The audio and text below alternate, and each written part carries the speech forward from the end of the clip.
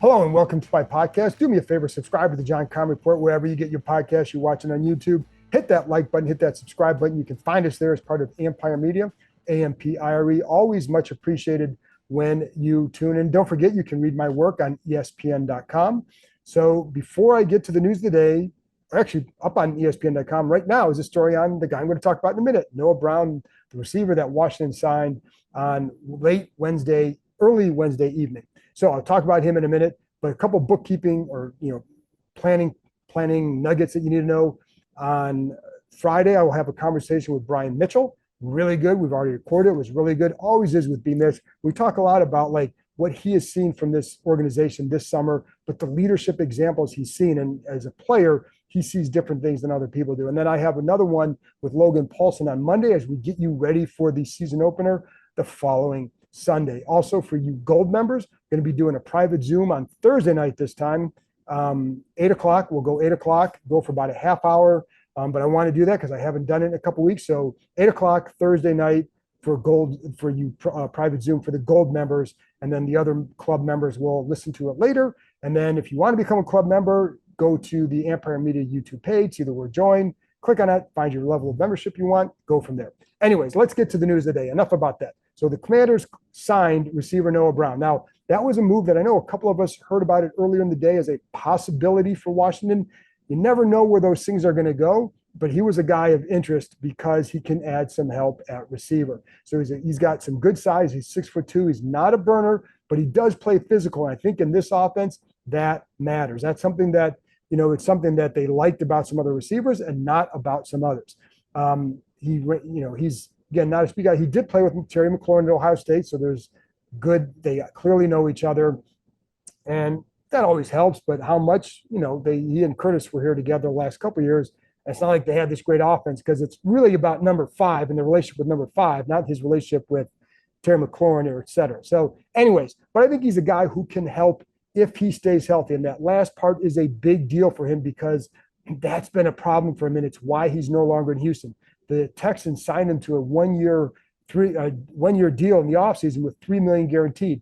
That's a pretty good sum. That means you're almost assuredly going to keep him on the roster, but it did not mean that for Noah Brown because he missed a lot of time in camp with various injuries, a shoulder injury as well. He missed 7 games last year on IR with injuries, and he ended up on groin, back, shoulder. And then he got placed on IR after the first playoff win over Cleveland, got placed on IR with a shoulder injury. So a lot of concerns there in Houston about him. And it's a shame because he was actually playing well. He had 43 catches his last year in Dallas 2 years ago. And then last year, 33 catches in 10 games. 13, though, came in 2 games. And probably more than 60% of his yards it's almost like 567, something like that. But in those 2 games where he caught 13 passes, it was like 320 some yards total. So he averaged over 17 yards a catch, but it's kind of inconsistent production. But when they needed him, that's the key. When they needed him, he came through. And that's really what it was. That was his role. He wasn't going there to be some star. He was going there to play a role in its special teams. He's a good blocker. And he showed when needed, he could go do that. So the blocking, the physical aspect, I think is a key there. And clearly Dan Quinn knows him, having coached, on the other side of the ball against him in Dallas. That helps too, because the guy, what you're getting. Yes, the injuries are a concern or a factor, but he's not coming here to be some number 2 or number 3 guy, coming here to play a role and be another guy who can play a role for them. They do not have a great receiving core, but I think they have some parts that you can put together, combining it with what I think they have at tight end with Zach Ertz. I think he's looked really good. And in fact, Ertz told me today that this is the best he's felt in a while. And I believe it based on how he looks. I believe it. So, I'll get into that more next week, but he looks really good. So that helps. Austin Eckler helps. I think Brian Robinson's versatility helps. And these guys keep touting Brian Robinson. So it'd be nice to see a coaching staff use him in the run game more than what they did last year. So I think all that can help Jaden Daniels, but they still, they're going to have to piece this together at receiver because you have a lot of parts of guys who can do something. Olamide Zaccheaus can do something. Jamison Crowder can still help a little, in various roles. Pringle, more of a kick returner. what does Luke McCaffrey offer? I think that's going to be a big key for this group because they need him to help to be at least a factor, a little bit of a factor for sure. So some questions still there, but I do like the move because I think he's a guy who has been productive when given the chance, productive lately. He just has to stay healthy. So that leads into some other questions because they re-signed Bryson Tremaine to the practice squad, Mitchell Tinsley to the practice squad, Kaz Allen to the practice squad. They did not re-sign Martavis Bryant to the practice squad. And, and I know we had the good fourth quarter of that preseason game. And in all honesty, and I've said this, it's the fourth quarter of a third preseason game. You're not facing the kind of guys you're going to face during the season. So while he had some nice plays, it's good to put on film, but it wasn't good enough to win a roster spot in the couple weeks he was here. And you have to remember, like, they see what he's doing in practice. They know what he's learning. And I don't think that he had this great game against Miami. Granted, he had just gotten here, so that's a tough one for him. But it was more so like the physical play, getting off press, the blocking, that wasn't there in the Miami game. But anyways, that's why they ended up landing on Noah Brown and not keeping Martavis Bryant around in the practice squad. They did not make any other waiver claims. That's a bit of a surprise, given that they kept saying initial 53. So you anticipated multiple waiver claims. They have the number 2 waiver claim. They will have the number 2 waiver claim for the next until after week 3 of the regular season. Then it reverts to records this year. Until then, these guys have the number 2 waiver claim, so that doesn't go away. But I was surprised by that. And the one thing, I think you're not picking up Pro Bowlers. And even I think it was Adam Peters told us today, it's a lot harder to get good players now than it is in the offseason. So that's really when you want to add guys that can really help you, that's when you do it. Now you're trying to get guys who can maybe fill a role for you. It's really, really, really hard to find starters at this point.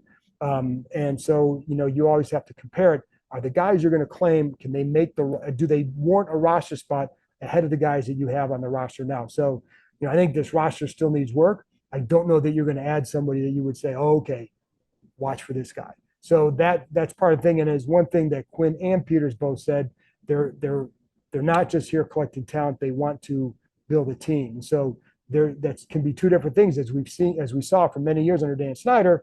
Sometimes they collect talent. I hear how talented this team is, and they wouldn't be any good because some of those talented guys weren't guys that you really want on your football team, but the owner and the president, Bruce Allen, thought they were worthy of spots. And so they'd give them, but they weren't building a team. They were collecting talent. So there's a difference. And not that you're going to get these big names on the waiver wire now, but bottom line is that's kind of the philosophy.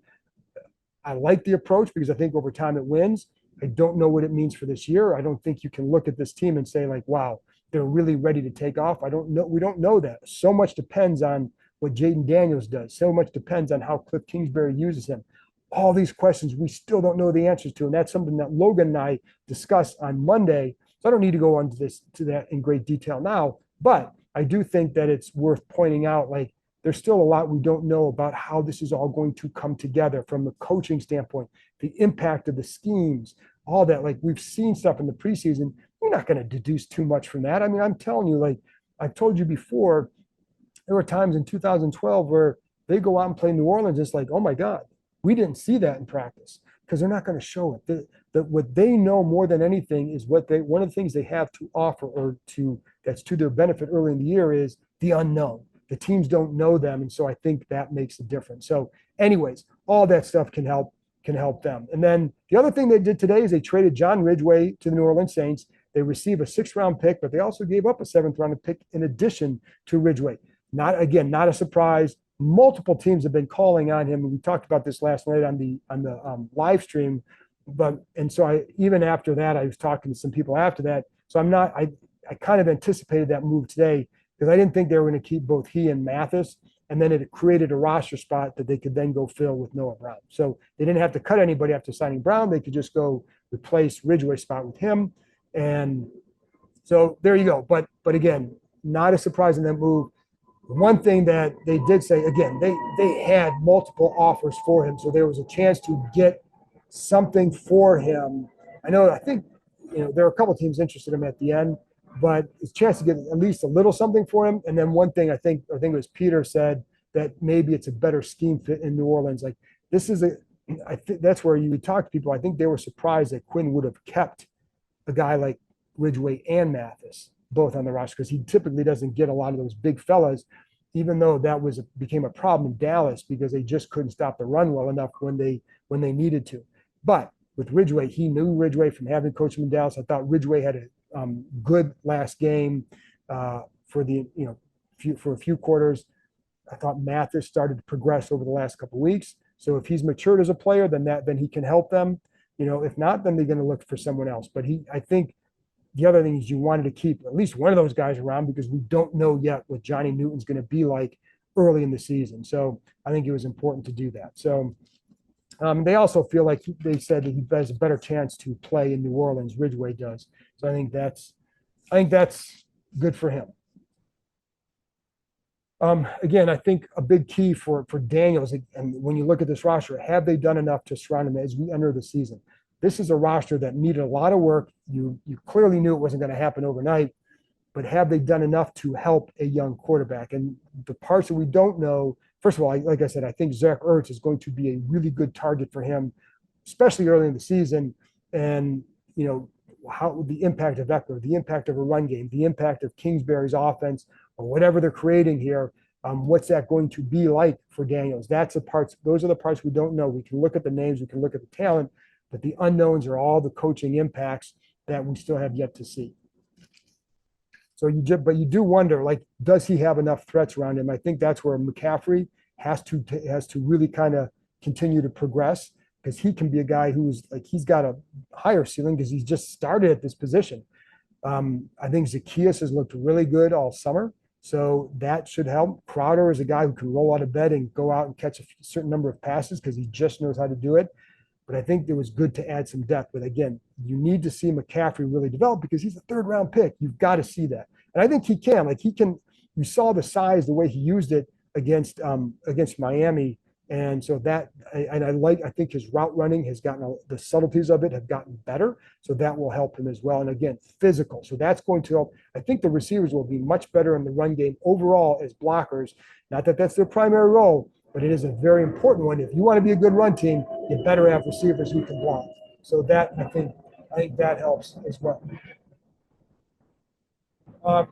Then also to the practice squad, Cole Turner back, Chris Rodriguez, somewhat surprised on that because I didn't exactly have the greatest summer, but even like last year, I liked him. I felt like he could catch. You just didn't see what you maybe hoped to see this summer, and you weren't sure how does he fit in this offense. But the fact they brought him back is a good sign for him. So he still has something to offer if he gets a chance or if he develops and learns this offense.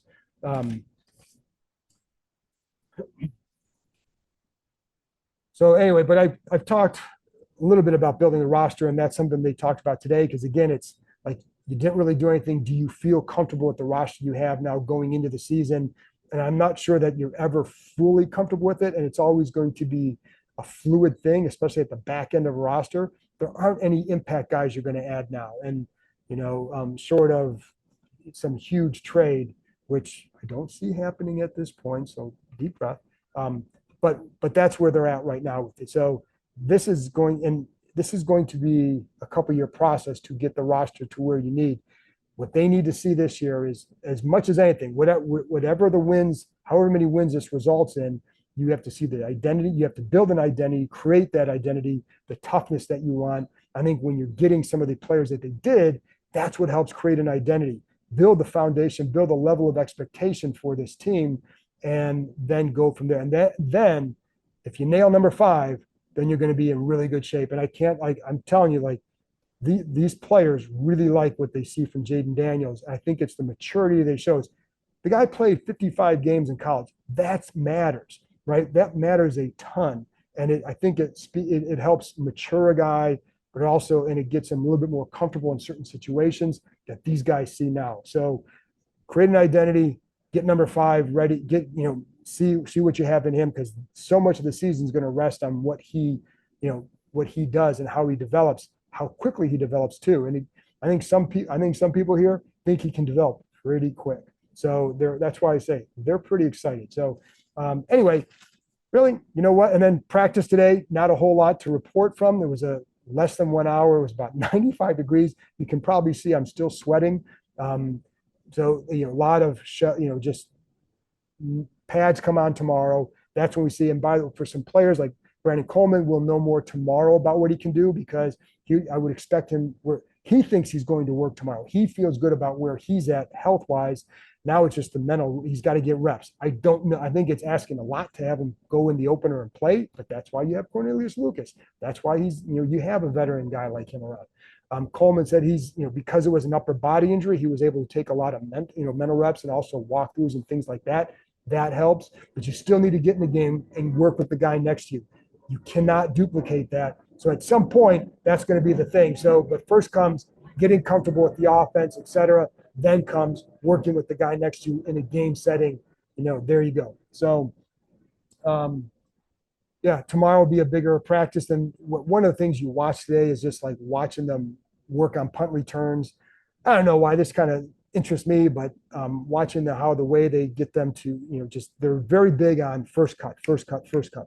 I think every special teams coach knows that first cut is important, but I've seen them do more drills emphasizing that first cut. And obviously, Jamison Crowder is the number one guy out there. But, guess who else is returning punts today? A couple of them. Terry McLaurin. Take a deep breath. Don't see in the game, but it's just emergency situations because you never know. I think it's also interesting that when I'm watching these guys, like a lot of the receivers stay after practice, catch passes. I'm watching Zach Ertz on the side field catch passes out of the jugs, one of the last ones off the field doing that. And then one of the very last guys off the field, maybe the last guy off the field, was the rookie undrafted tight end, Colson Yankoff. I can tell you that he used the word, he kept saying he's stoked to be here. He was stoked to make the team, et cetera. I think he's a guy that you're going to like if he gets a chance to go out there and play, because I just think the way he plays is what you want to see in a player. I don't know how good he's going to be, but he plays tough. He can be smart. But he's out there working today with the tight ends coach after practice, just on little subtle things with the routes and just cleaning up some things, whether it's the how you're running your routes, just being more clean with it, I guess I would say, and not getting off your path too much, whatever. So, but again, late, I think he was the last guy we talked to, but he was, I think, the last guy off the field. Anyway, folks, that's it for me. I'm going to wrap it up right there. Again, Friday morning with Brian Mitchell, really good conversation. And then Monday morning with Logan Paulson, and Thursday at 8:00 with you Gold members for a private Zoom. Look for the link to be sent. That's it, folks. Talk to you next time. Thanks for tuning in.